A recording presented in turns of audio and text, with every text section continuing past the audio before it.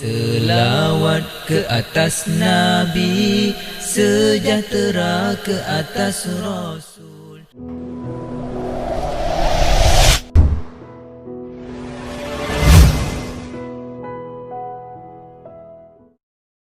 As-salatu ala Nabi, wassalamu ala Rasul, al-anbiya'il mursalin. Assalamualaikum warahmatullahi wabarakatuh. Alhamdulillahirabbil alamin. Wassalatu wassalamu ala asyrafil anbiya'i wal mursalin wa ala alihi wa sahbihi ajma'in. Alhamdulillah, bertemu lagi kita pada kali ini untuk menyambung pelajaran yang seterusnya, iaitu utusan yang mulia, siri yang kedua. Pada siri yang pertama, kita telah mempelajari pengertian Nabi dan Rasul, dan juga kita telah menghafal nama-nama Rasul, nama-nama 25 Rasul. Jadi pada kali ini objektif pembelajaran kita ialah kita akan mempelajari peranan Rasul dan juga kepentingan beriman kepada Rasul. Mari kita lihat apakah peranan Rasul. Peranan Rasul ialah yang pertama, menyampaikan wahyu. Menyampaikan wahyu Allah. Apa tujuan menyampaikan wahyu Allah?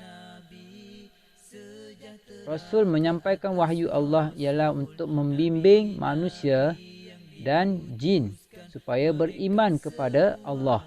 Bukan setakat manusia saja, Rasulullah dan juga Nabi menyeru, tetapi juga kepada jin. Dalam Al-Quran ada sebut, وَمَا خَلَقْتُ الْجِنَّ وَالْإِنسَ إِلَّا لِيَعْبُدُونَ, dan tidak aku jadikan manusia dan jin kecuali untuk menyembah kepada Allah. Jadi Allah menciptakan manusia dan juga jin untuk menyembah kepada Allah. Jadi tugas Rasul adalah menyampaikan wahyu kepada manusia dan jin untuk mengajak beriman kepada Allah. Dan yang kedua, menjelaskan cara hidup yang diredai Allah. Dalam wahyu itu, Rasul menjelaskan bagaimana cara untuk hidup yang diredai Allah. Seperti yang kita tahu, setiap perkara ada panduan dia. Jadi untuk panduan cara hidup dalam dunia ini, Allah telah tetapkan di dalam Al-Quran dan juga hadis Rasulullah. Jadi tugas Rasulullah adalah untuk menjelaskan bagaimana cara hidup yang diredai oleh Allah. Seterusnya, peranan Rasul mendidik manusia berakhlak mulia. Seperti yang kita tahu, Rasul itu adalah contoh ikutan yang terbaik. Jadi Rasulullah mendidik manusia berakhlak mulia. Rasulullah juga mengajarkan bagaimana cara untuk beribadah dengan sempurna, dan juga menjadi contoh teladan kepada manusia. Rasulullah bukan sahaja mengajak ataupun mengajarkan cara-cara beribadah yang sempurna, tetapi Rasulullah juga menjadi contoh, role model, contoh teladan untuk manusia ikuti.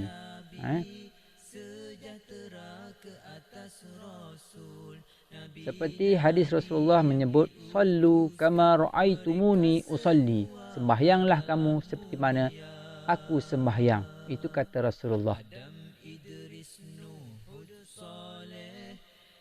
Mari kita lihat pula apa itu kepentingan beriman kepada Rasul. Apabila kita beriman kepada Rasul, kita akan yakin dan sayang kepada Nabi kita dan juga sebagai utusan Allah.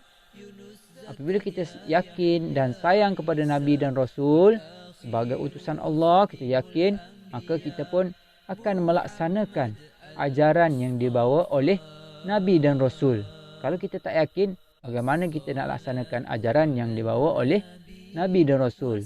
Jadi itulah kepentingan dia.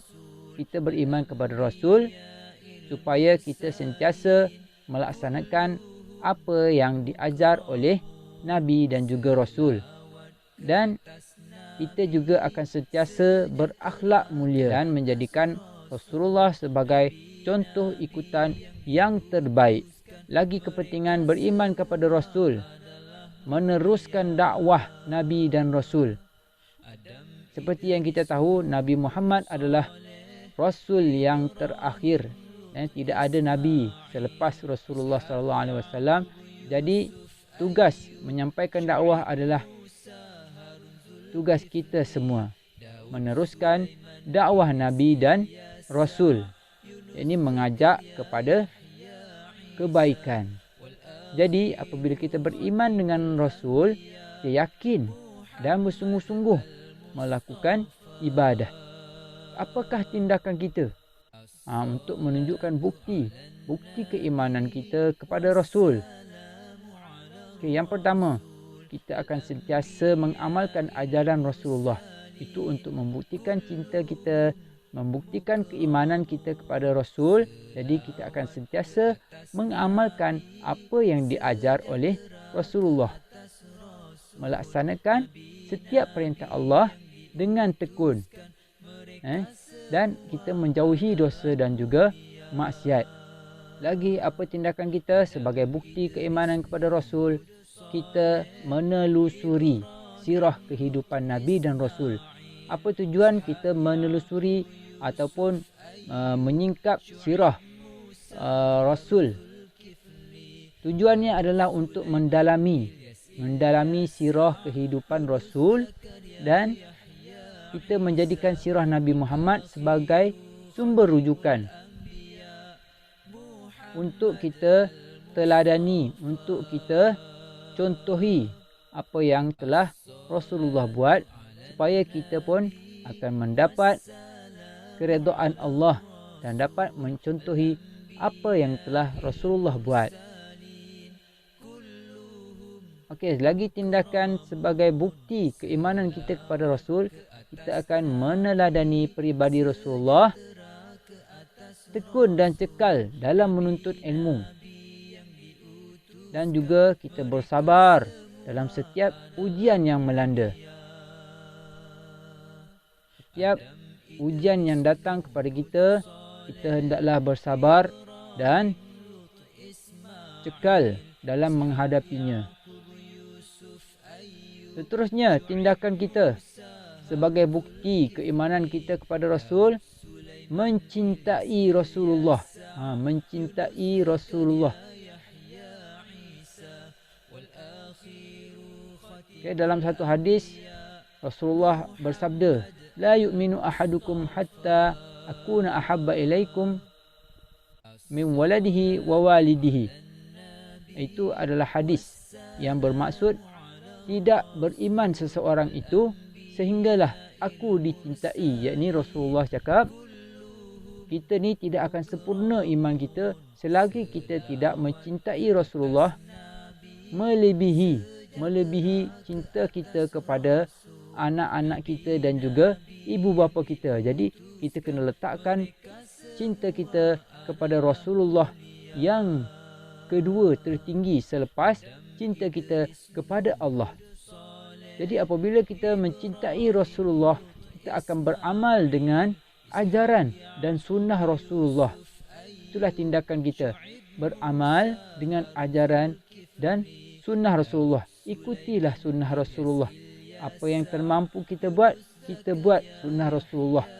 Walaupun sekecil-kecil perkara, mudah-mudahan Rasulullah akan memberikan syafaat baginda kepada kita di hari akhirat nanti. Dan tindakan kita untuk menandakan kita ni cinta kepada Rasulullah ialah dengan memperbanyakkan selawat kepada Rasulullah. Berselawat ini banyak kelebihannya. Kiranya kita berselawat sekali kepada Rasulullah, maka Allah akan membalas 10 kali ganda daripada selawat kita. Walaupun kita berselawat itu dalam keadaan kita lalai, dalam keadaan kita leka, tetapi selawat tetap diterima. Berbanding dengan ibadah lain, Berbanding dengan zikir lain, apabila kita berzikir dalam keadaan lalai, kemungkinan zikir kita tidak akan diterima. Tetapi apabila kita berselawat, tetap akan diterima walaupun dalam keadaan lalai dan dibalas 10 kali ganda oleh Allah Subhanahu Wa Taala. Begitu tingginya kelebihan berselawat. Jadi sama-samalah kita memperbanyakkan selawat. Mudah-mudahan Rasulullah memberikan syafaat baginda kepada kita di hari akhirat nanti. Dan sebagai bukti kita cinta kepada Rasul, beriman kepada Rasul, kita menjaga masa.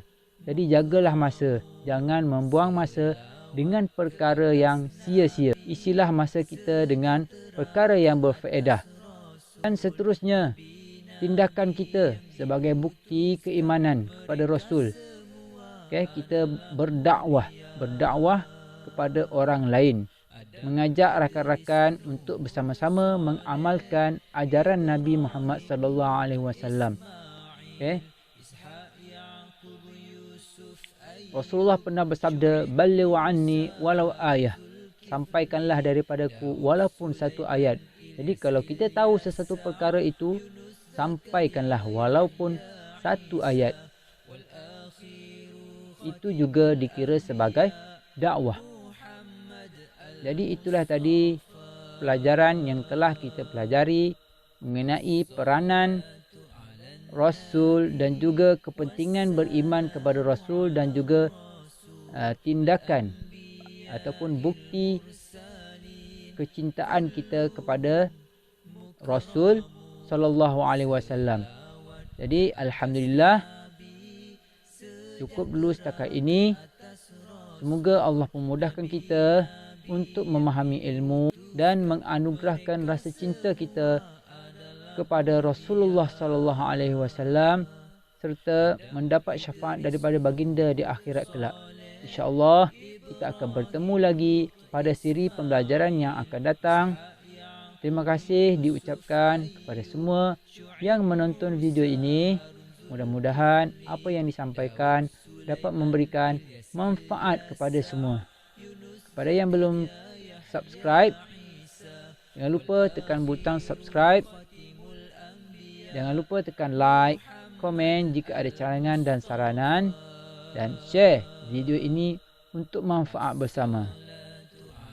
Aqulu qawli hadza wa astaghfirullahal azim li wa lakum. Wassalamu alaikum warahmatullahi wabarakatuh. Mursalin kulluhum mukramun. Selawat ke atas Nabi, sejahtera ke atas Rasul. Nabi-nabi yang diutuskan, mereka semua adalah mulia. Adam, Idris, Nuh, Hud, Saleh,